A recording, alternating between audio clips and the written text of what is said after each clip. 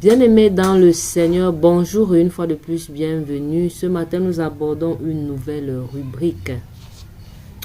La question, c'est quel est le but du baptême dans le Saint-Esprit? Pourquoi est-ce qu'on doit être baptisé du Saint-Esprit? C'est à quelle fin? La finalité du baptême du Saint-Esprit. Ok?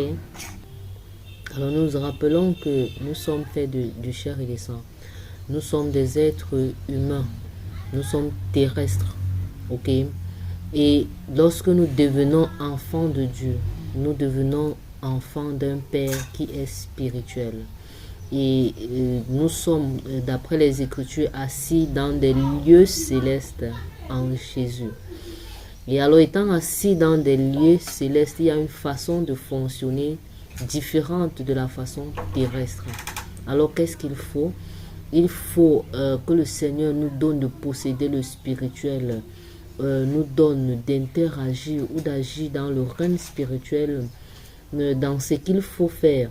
C'est pourquoi nous sommes baptisés dans le Saint-Esprit, pour nous donner de posséder le spirituel, pour nous donner d'entrer dans des dimensions spirituelles. C'est pourquoi les dons de l'Esprit. Alléluia.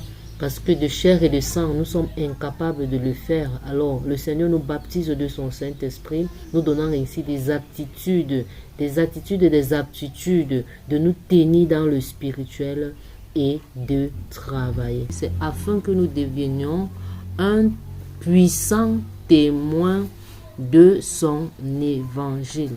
C'est ça le but principal. Alors nous allons prendre un exemple palpable dans la Bible, l'exemple de l'apôtre Pierre dans ses débuts, avant sa nouvelle naissance, avant son baptême du Saint-Esprit et après. Alors on a un Pierre qui a pour caractéristique principale l'émotion. C'est quelqu'un de très émotif et une personne émotive est toujours très impulsive. Alors il aimait bien le Seigneur, on est d'accord, mais il était émotif. Et il se laissait conduire par ses émotions. Alors, quand le Seigneur Jésus annonce le fait que lorsqu'il sera arrêté, tous les disciples vont se disperser et l'apôtre Pierre dit non, lui, même s'il fallait mourir pour Jésus, il allait le faire. Sous le coup de l'émotion, il a dit, mais Jésus lui a dit, tu vas me régner 3 fois en Matthieu chapitre 26, du verset 30 jusqu'au verset 37. Maintenant, du verset 67 jusqu'au verset 75, on s'est rendu compte que ce que Jésus a dit s'est réalisé. Donc, l'apôtre Pierre, autant pour moi, a bel et bien régné Jésus. Donc, pas peur, lorsque à chaque fois les deux servantes et un autre groupe de personnes voulaient l'identifier à Jésus, par peur, il a régné Jésus. Ok? Alors, lorsque Jésus est glorifié et qu'il rappelle Pierre à lui, il dit allez dire aux autres et à Pierre. Alors, Pierre revient et en Jean 20, 22, ils sont nés de nouveau. Ils ont reçu le Saint-Esprit, ils sont nés de nouveau, ils sont enfants de Dieu. Et Dieu sait qu'il a donné pour mission à Pierre, dès lors qu'il a appelé Pierre, de ne plus être pêcheur de poissons, mais plutôt pêcheur d'hommes. Alors, on a un Pierre en Jean 21 qui, au lieu de prendre ses disciples pour les amener, au lieu de prendre ses compagnons, les autres disciples, pour les amener pour la pêche d'hommes, dans la fonction dans laquelle le Seigneur l'a établi, qu'est-ce qu'il fait? Il dit, je vais à la pêche. Et du coup, dans sa qualité de rassembleur, les autres disent, nous, on va te suivre. Et la Bible dit que 8 personnes sont allées à la pêche. Or, on a juste 4 des 12 qui étaient pêcheurs de profession, pêcheurs de poissons. Voilà un peu l'histoire de Pierre. Alors en 21, le Seigneur Jésus revient pour le rétablir dans sa mission. C'est pourquoi vous allez voir en Jean chapitre 21, dans certains sous-titres de certaines versions, le rétablissement dans la mission. On parle de Pierre.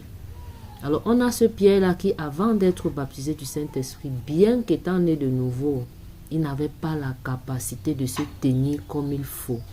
Mais dès lors qu'en acte 2, ils ont été baptisés du Saint-Esprit, ce même Pierre émotif, peureux, a été capable de se tenir avec hardiesse et annoncer l'évangile pour la conversion de 3000 personnes en un même jour, si on peut dire en quelques minutes. Voilà la puissance du baptême dans le Saint-Esprit.